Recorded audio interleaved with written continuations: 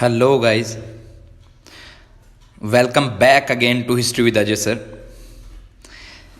जैसा कि पिछले वीडियो में मैंने डिस्कस किया था, हमने पिछले वीडियो के अंदर चैप्टर नंबर 3 हिस्ट्री का नेशनलिज्म इन इंडिया का मैप डिस्कस किया था और मैंने आपको श्योर किया था कि उसके बाद में जो है आपको इस चैप्टर को दोबारा इस चैप्टर के जो मैप्स हैं उसको देखने की ज़रूरत नहीं पड़ेगी और उसके बाद में आपको 2 नंबर ऐसे मानिए आपके पॉकेट में चले गए हैं। तो उसी सीरीज़ को आगे बढ़ाते हुए one of the most important chapter I am going to start today is nationalism in India.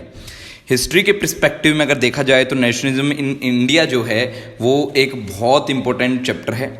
Nationalism in India वैसे सब चैप्टर्स की वेटेज इक्वलेंट होती है, लेकिन हिस्ट्री के अंदर जो है इस चैप्टर को थोड़ा ज़्यादा प्रेफरेंस दी जाती है क्योंकि इंडिया बेस्ड चैप्टर है। इंडिया के ऊपर ज़्यादातर क्वेश्चन पूछने के या 1 मार्क क्वेश्चन पूछने के या एक बड़ा क्वेश्चन पूछने के बहुत ज़्यादा चांसेस होते हैं। लास्ट में मैं जब एग्जाम्स आपके अप्रोचिंग होंगे उस टाइम में क्वेश्चंस के वीडियो बनाऊंगा कि इंपॉर्टेंट क्वेश्चंस कौन से हैं, लेकिन इससे पहले जो है आज शुरुआत करने जा रहा हूं चैप्टर नंबर 3 की। चैप्टर का नाम है नेशनलिज्म इन इंडिया। तो जैसे मैंने आपको बोला कि बहुत इंपॉर्टेंट चैप्टर है तो मैं इस चैप्टर को बहुत इंपॉर्टेंटली लेने वाला हूँ। बहुत सारी कुछ चीज़ें मैं आपको बताने वाला हूँ जो चीज़ें कभी भी कोई भी नहीं बताता है। देखिए, क्योंकि चैप्टर शुरुआत होता है, चैप्टर की शुरुआत होते ही बस चैप्टर की रीडिंग या चैप्टर के जो लिखा वो है उसको एक्सप्लेन करने लग जाते हैं। तो इसी वजह से मैंने बोला था कि various students has lose interest in social science और lose interest in this what you call lose interest in history. मतलब स्टूडेंट्स का इंटरेस्ट नहीं बन पाता। इंटरेस्ट क्यों नहीं बन पाता है? क्योंकि देखिए लाइक इन मैथ्स, भाई अगर आपको बेसिक क्लियर नहीं है तो आप लोग उसको मतलब मैथ्स आपको समझ नहीं आएगी। Same type of system is followed in this social science और इन हिस्ट्री। मेनली अगर हिस्ट्री की बात करें तो हिस्ट्री के अंदर ऐसी चीज़ें फॉलो होती हैं। सबसे पहली चीज़ तो आपको यही बताया जाए कि क्योंकि आपका जो ये चैप्टर है नेशनलिज्म इन इंडिया, इसकी देखो मैंने जो कहने का मतलब एक टाइम पीरियड यहाँ पे डिनोट किया है। टाइम पीरियड डिनोट करके मैं आप लोगों को ये बताना चाहता हूँ कि मेनली जो ये चैप्टर है आपका, this chapter is particularly based on this particular time period only. ठीक है, इसी समय की देखिए 1915 में महात्मा गांधी इंडिया आए और मैं मेनली ये जो चैप्टर है एक्टिविटीज़ जो है महात्मा गांधी के आसपास उसी के ऊपर बेस्ड चैप्टर है, उसी के आसपास ये घूमता है। ठीक है, इसके अंदर और ज़्यादा चीज़ें नहीं है, लेकिन उससे प्रायर चीज़ें पता होनी चाहिए आप लोगों को। उससे पहले की चीज़ें कि what were the steps behind that. सबसे पहले तो नेशनलिज्म इन इंडिया चैप्टर का नाम है, तो सबसे पहले तो आपको यही पता होना चाहिए नेशनलिज्म है क्या। सबसे पहली सबसे इंपॉर्टेंट चीज़ जो मैं आपको बताने जा रहा हूँ, नेशनलिज्म है क्या। कोई नहीं बताता है, कहीं कुछ नहीं पता चलता। इससे पहला भी चैप्टर आप अगर हिस्ट्री के अंदर देखें तो 4 चैप्टर हैं। 4 चैप्टर आपको पढ़ने पड़ते हैं। तो सबसे पहला जो चैप्टर आपको पढ़ना पड़ता है वो है नेशनलिज्म इन यूरोप, उसके बाद में नेशनलिज्म इन इंडिया। तो दोनों चैप्टर नेशनलिज्म पे बेस्ड है। तो नेशनलिज्म है क्या, नेशनलिज्म आया कहाँ से, नेशनलिज्म का कॉन्सेप्ट कहाँ से बना। तो देखिए नेशनलिज्म जो है वो लैटिन वर्ड नेशियो से निकला है, जिसका मतलब है टुगेदर या फीलिंग ऑफ टुगेदरनेस आप कह सकते हैं, या फीलिंग ऑफ वननेस। नेशनलिज्म राष्ट्रवाद, चलो ठीक है राष्ट्रवाद होता है, लेकिन राष्ट्रवाद होता क्या है भाई? राष्ट्रवाद एक ऐसा सिस्टम होता है जिसके अंदर एक देश अपना खुद का पॉलिटिकल सिस्टम चाहता है या उसकी एक टेरिटरी चाहता है या टेरिटरी होती है। पहले के अगर समय में आप देखें तो पहले के समय में कोई टेरिटरीज नहीं थी। पहले के समय में किसी प्रकार का कोई एरिया नहीं था। जैसे जैसे राजा जीतता जाता उसका टेरिटरी बढ़ता जाता, जैसे जैसे राजा हारता जाता उसका टेरिटरी घटता जाता। अगर आप इसको देखना चाहें तो आप ये देख सकते हैं कि पहले हिंदुस्तान कभी अफगानिस्तान तक फैल जाता, कभी हिंदुस्तान दिल्ली तक भी सीमित नहीं रहता, दिल्ली से भी छोटा हिंदुस्तान हो जाता। तो ये कोई टेरिटरी फिक्स नहीं थी। बट इन नेशनलिज्म कोई भी देश जो है वो फोकस करता है कि भाई उसका एक पर्टिकुलर बॉर्डर हो, एक पर्टिकुलर बाउंड्री हो और उसके अंदर जो लोग रहें वो उस देश के वासी कहलाएं भाई। और जो राष्ट्रवादी भावना है उसका मतलब यह है कि जो लोग उस देश के अंदर रह रहे हैं भाई, देश के अंदर जो लोग रह रहे हैं उनके अंदर एक जैसी या दे शेयर सम कॉमन बिलीफ या उनके कुछ विचार हों या उनका कोई हिस्टोरिकल बैकग्राउंड हो कि भाई हम ऐसे लोग थे, एक साथ रहते थे, उसी टाइप की फीलिंग उनके अंदर होनी चाहिए। साथ ही साथ जो फीलिंग ऑफ नेशनलिज्म है उसको कई बार पेट्रोटिज्म या देश के प्रति सम्मान उससे भी जोड़ा जाता है। ठीक है, तो भाई कहने का मतलब ये है कि इसके अंदर ऐसी फीलिंग आना, देश के लिए रेस्पेक्ट की, देश के लिए एकजुटता की, देश के लिए कुछ करने की या देश के लिए बेटरमेंट की जो फीलिंग आए तो उसको राष्ट्रवाद कहा जाता है। राष्ट्रवाद जो है भाई उसका एसोसिएशन जो है, उसके एसोसिएशन या इसकी शुरुआत या इस कॉन्सेप्ट को सबसे पहले अगर कहीं यूटिलाइज किया गया तो वो अमेरिकन और फ्रेंच रेवोल्यूशन में वहाँ के लोगों ने किया। भाई क्या हुआ कि आपको पता ही है, हर एक रीजन जो है, जैसे अमेरिका की बात की जाए तो यहाँ पे तो कॉलोनी था, तो उसने अपने जो फ्रीडम स्ट्रगल मूवमेंट था उसके अंदर राष्ट्रवादी भावना को यूज करके अपने आप को कॉलोनाइजर से फ्री करवाया, और वही राष्ट्रवादी भावना अमेरिका को एक करने में या एकजुट लाने में या पावरफुल नेशन बनाने में इंपॉर्टेंट रोल प्ले किया। वहीं अगर फ्रेंच रेवोल्यूशन की बात करें तो फ्रेंच रेवोल्यूशन में आपने देखा 1789 के अंदर क्या हुआ था। 1789 में अर्लियर वहां पे मोनार्की थी, ठीक है।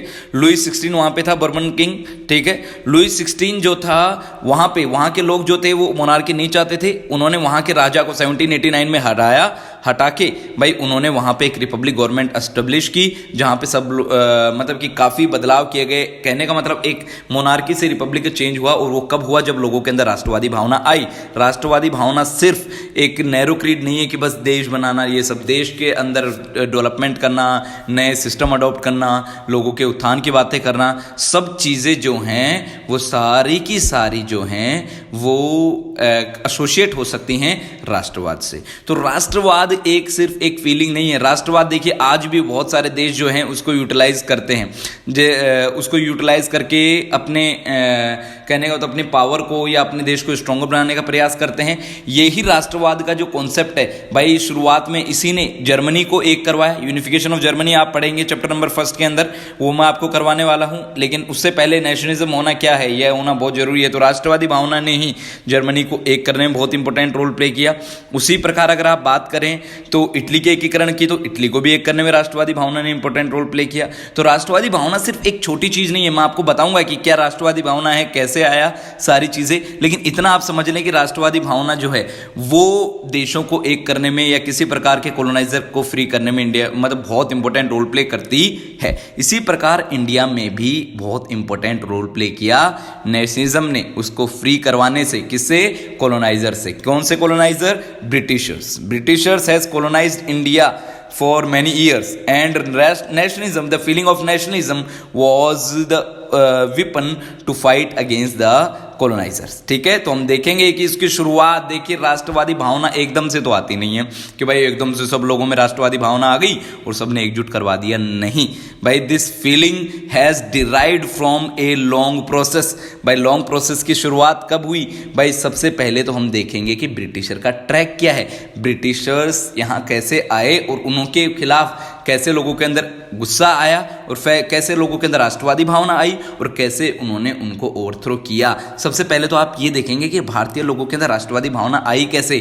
तो आपका जो चैप्टर है मैंने बोला अराइवल ऑफ महात्मा गांधी से शुरू है। जब महात्मा गांधी 1915 में इंडिया आए और उन्होंने सत्याग्रह लॉन्च किया, चाहे आप अपना पहला टॉपिक देख लें जाके, पहला टॉपिक का नाम है महात्मा गांधी एंड इट्स या सत्याग्रह जो है उसका टॉपिक का नाम है, तो वो टॉपिक है। लेकिन उससे पहले की प्रायर वो नहीं बता रहा है कि कैसे राष्ट्रवादी भावना आई, क्या उसकी हिस्ट्री थी, क्या उसका बैकग्राउंड था, लोगों के अंदर एकजुटता की लड़ने की भावना क्यों आई या कैसे आई, या उनके अंदर जो है ब्रिटिशर्स के खिलाफ नाराजगी क्यों आई, why they want to fight against the Britisher, what were the reasons? So all thing I want to tell you about that Britisher arrival से आपको लेके चलता हूँ वहाँ तक, पूरी की पूरी चीज़ें, एक बैकग्राउंड आपको बताना चाहूँगा इस चैप्टर की शुरुआत पे। तो ये आप ध्यान रखें, ये चैप्टर का एक इंट्रोडक्शन है, ये बुक से कोई रिलेटेड नहीं है, काफ़ी चीज़ें बुक से नहीं है, लेकिन एक प्रायर इन्फॉर्मेशन होना आपके पास बहुत ज़रूरी है। हिस्ट्री हर कोई पढ़ाता है, लेकिन एक अलग जो है कहने का मतलब एक पूरी तरीके से डिटेल हिस्ट्री पढ़ाना ही मेरा काम है, आपको एकदम सही तरीके से उस चीज़ों तक पहुंचाना मेरा काम है। चलिए आगे बढ़ते हैं कि कैसे सारी चीज़ें कैसे आई। Sorry for that. चलिए आगे बढ़े, एक मिनट।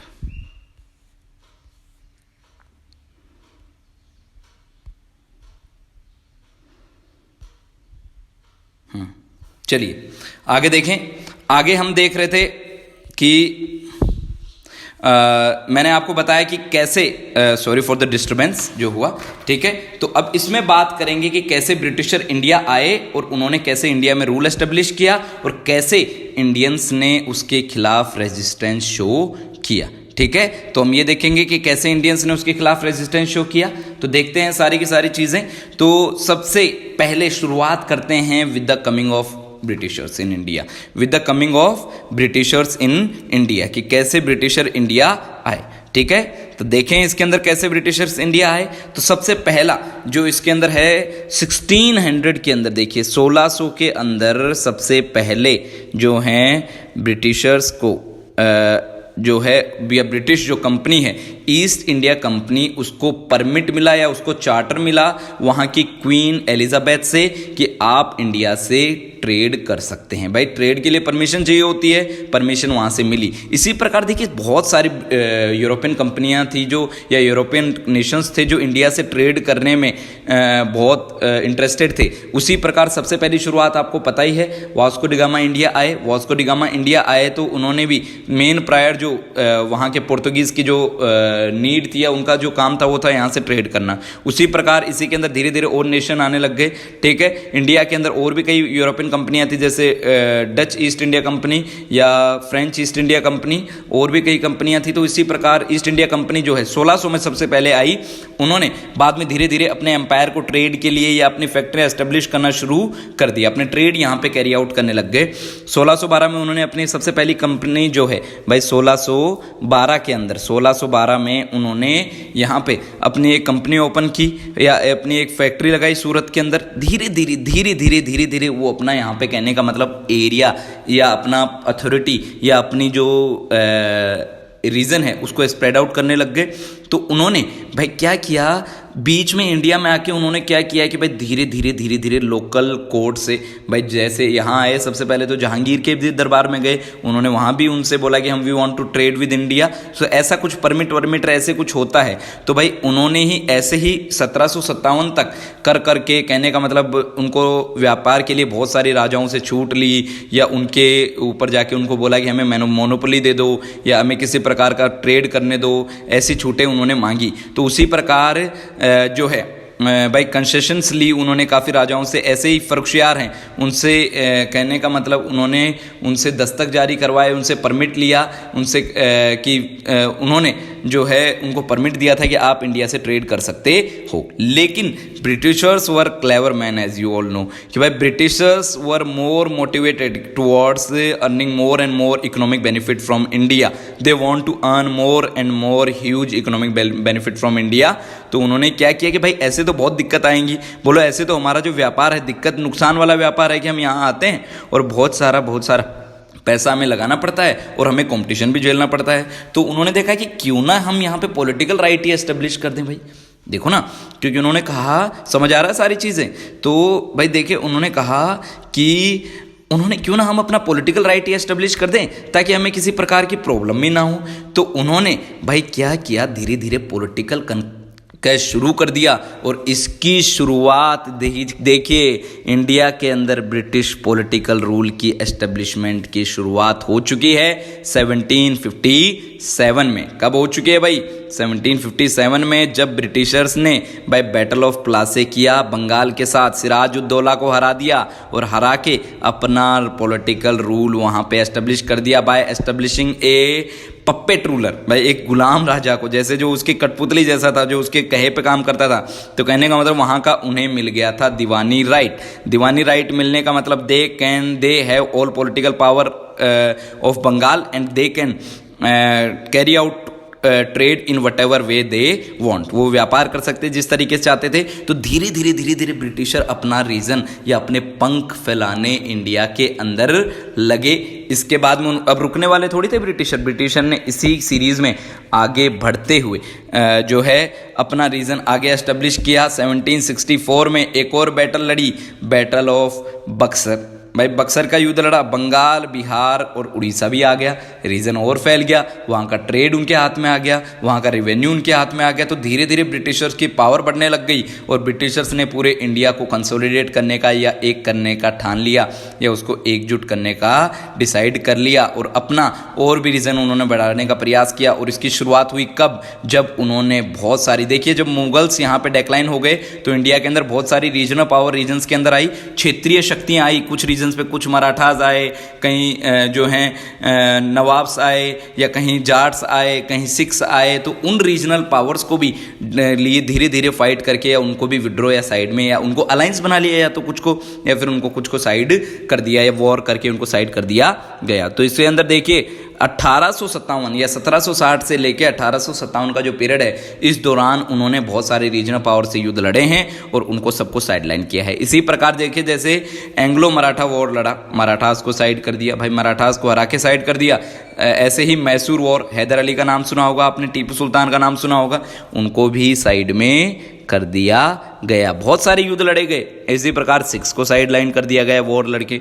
तो ऐसे कर करके धीरे धीरे सारी रीजनल पावर को कर दिया गया, और करते करते पूरा का पूरा इंडिया का जो रूल है वो उनके हाथ में आ गया। और जैसे ही पूरा इंडिया का रूल उनके हाथ में आ गया भाई, इंडिया का रूल हाथ में आते ही भाई उन्होंने अपनी पावर या अपना असली चेहरा दिखाना शुरू कर दिया। और असल में इंडियंस को भी समझ आ गया कि अब ब्रिटिशर्स क्या मेन रीज़न था जिस वजह से इंडिया आए थे।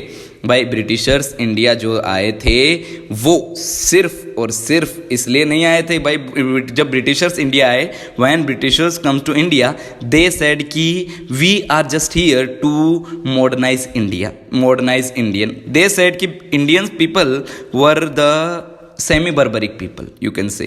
They said कि Indian people were uncivilized people.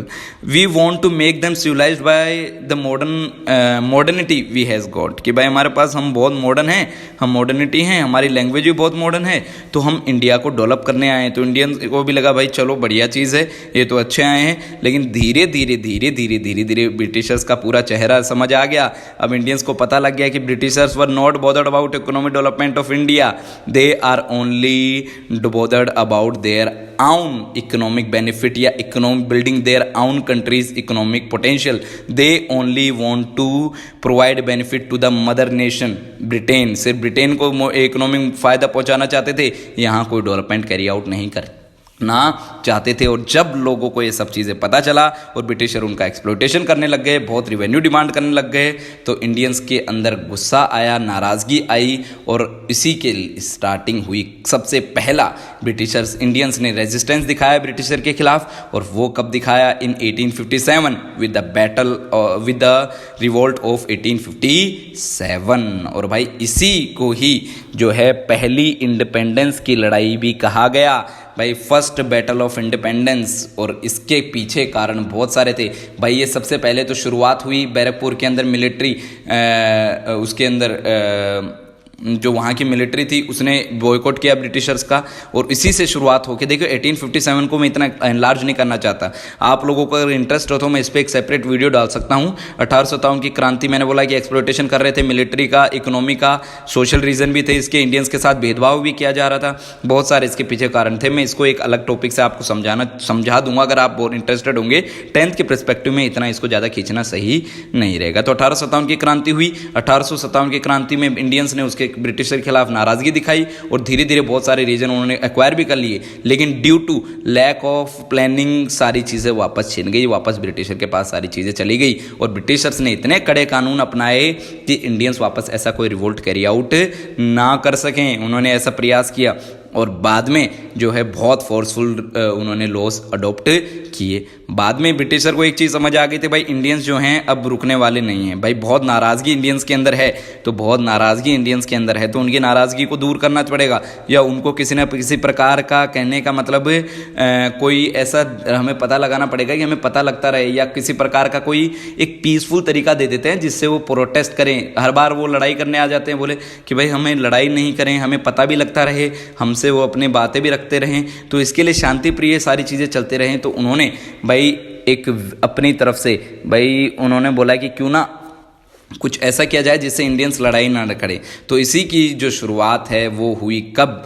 जब उन्होंने इंडियन नेशनल कांग्रेस को फॉर्म आउट किया। Indian National Congress was found out by a Britisher called Allan Octavian Hume. भाई इंडियन पार्टी थी, लेकिन ये फाउंड आउट किसी ब्रिटिशर के द्वारा की गई। तो आप एक चीज़ तो ध्यान होगी आपको कि why Britisher were more motivated towards forming an Indian party. वो सिर्फ ये चाहते थे कि शांति प्रिय तरीके से इंडियंस जो हैं वो कहने का मतलब अपना प्रोटेस्ट कैरी आउट करे, लेकिन किसी प्रकार का वायलेंट एक्टिविटी ना करे। तो कहने का मतलब एक खिलौना था ये जो दे दिया, जैसे बच्चों को दे देते ना भाई कि लड़ाई झगड़ा नहीं करो, इसको ले लो, इससे आराम से खेल लो, पर शांति से बैठे रहो, ठीक है। तो इसी प्रकार का एक खिलौना था Indian National Congress. If you want some kind of more videos on this topic also I can provide this. भाई इस चीज़ को आपको कहते हैं सेफ्टी वॉल थ्योरी, जो ब्रिटिशर्स ने इंडिया के अंदर अपनाई, ठीक है। एक सेफ्टी वॉल लगा दिया, कहने का मतलब कांग्रेस की भाई सेफ्टी वॉल है, प्रेशर जब होगा तो प्रेशर अपने आप रिलीज कर देगा। ऐसे ही बहुत फैक्ट्स मैं आपको बताने वाला हूँ हिस्ट्री के, ठीक है। तो ऐसे करते करते करते करते इंडिया में डिस्टर्बेंस तो चल ही रहा था। बहुत सारे जो हैं कहने का मतलब फार्मर्स रिवोल्ट भी हुए, कहने का मतलब पीजेंट रिवोल्ट भी हुए, ट्राइबल रिवोल्ट भी हुए। चलते चलते चलते चलते चलता रहा। वापस समय आया एक बड़े मूवमेंट का, कब? 1905 में। कब आया? 1905 में, जब बंगाल के अंदर मूवमेंट हुआ, स्वदेशी मूवमेंट। स्वदेशी मूवमेंट नाम ही बता रहा है भाई, स्वदेशी अपनाओ, अंग्रेज भगाओ, ठीक है। स्वदेशी मूवमेंट जो था वो हुआ किस वजह से कि बंगाल को डिवाइड करने जा रहे थे। देखो, बंगाल को डिवाइड करने जा रहे थे ब्रिटिशर क्यों करना चाहते थे? ब्रिटिशर इसलिए करना चाहते थे क्योंकि बंगाल बहुत बड़ा हो गया था। बोलो एडमिनिस्ट्रेशन नहीं हो सकता है वहाँ पे, कभी भी रिवोल्ट हो सकते हैं, कोई दिक्कतें हो सकती हैं, इसलिए उन्होंने ऐसी दिक्कतें ना हो इसके लिए उन्होंने क्या किया, बंगाल को डिवाइड करने का डिसाइड किया। और बंगाल को डिवाइड करने का डिसीजन लिया तो वहाँ के जो बंगाल के लोग थे वो जो हैं वो इस चीज़ के बहुत खिलाफ थे। उन्होंने मूवमेंट किया। आपने लाल बाल पाल का नाम सुना होगा, ठीक है। तो वो इसी मूवमेंट के दौरान पॉपुलराइज हुए। उन्होंने स्वदेशी मूवमेंट कैरी आउट किया और ब्रिटिशर के खिलाफ प्रोटेस्ट किया और वापस बंगाल को एक करवा के ही वो लोग रुके और ब्रिटिशर को उनकी बातें मांगनी पड़ी। तो धीरे धीरे देख रहे हो कैसे इंडियन समझ आ रहा है कि भाई हमें कोई मूवमेंट करने पड़ेंगे, कोई बड़े आंदोलन करने पड़ेंगे, तभी ब्रिटिशर इंडिया से जाएंगे, तभी सारी चीज़ें होंगी। तो देख रहे हो कैसे नेशनलिज्म जो है वो बिल्टअप हो रहा है। ये सब इवेंट्स हैं, ऐसा कुछ नहीं है कि इनकी कोई इंपॉर्टेंस नहीं है, सिर्फ आखिरी रिवोल्ट की इंपॉर्टेंस नहीं, इन सब की इंपॉर्टेंस है। इन सब ने एक स्टेप बाय स्टेप तैयार किया इंडियन नेशनलिज्म के लिए या इंडियन फ्रीडम के लिए, ठीक है। तो ये कुछ चीज़ें थी जो आपके कहने का मतलब मैं आपको बताऊं, ये जो चीज़ें थी आपके चैप्टर से मतलब पहले की इंफॉर्मेशन थी। ये जितनी भी चीज़ें मैंने आपको बताई ये आपके चैप्टर के पहले की चीज़ें थी, ठीक है। ये जितनी भी चीज़ें मैंने आपको बताई, ठीक है। मैं एक पीडीएफ भी आपको पीडीएफ लिंक भी दे दिया करूँगा। मैं पीडीएफ पे थोड़ा सा ऐसे कर देता हूँ तो पीडीएफ लिंक भी दे दिया करूँगा, आप आराम से पीडीएफ वहीं से भी देख सकते हैं। तो अब आगे की बात क्या कि आगे क्या भाई, आगे आपके चैप्टर में इतनी पूरी इन्फॉर्मेशन बताई कि इंडिया के अंदर राष्ट्रवादी भावना आई, कैसे आई, और आपका चैप्टर शुरू होता है 1915 से। कब होता है भाई? 1915 से। 1915 में महात्मा गांधी इंडिया आए। सत्याग्रह, ठीक है। टॉपिक का शुरुआत होती है आपकी सत्याग्रह टॉपिक से, ठीक है ना। सत्याग्रह और महात्मा गांधी ने कहाँ कहाँ सत्याग्रह लॉन्च किए। महात्मा गांधी सिर्फ यहाँ से आपके चैप्टर की शुरुआत है, इसके पहले की इन्फॉर्मेशन आपने दे दी है। इस पे आगे जो है Mahatma Gandhi return to India from South Africa after successfully launching satyagraha in South Africa also against the racist regime. भाई वहाँ पे जो था भेदभाव था काले गोरे का, तो उसके खिलाफ लड़ाई लड़के महात्मा गांधी इंडिया लौटे और इंडिया लौट के उन्होंने पूरे इंडिया का टूर किया और डिसाइड देखा कि इंडिया में तो बहुत ब्रिटिशर ने बहुत कुछ गलत कर रखा है। तो उन्होंने डिसाइड किया कि मैं अब जो हैं ब्रिटिशर्स के खिलाफ लड़ाई लड़ने वाला हूँ और इसी के लिए उन्होंने डिसाइड किया कि मैं सत्याग्रह लॉन्च करूँगा।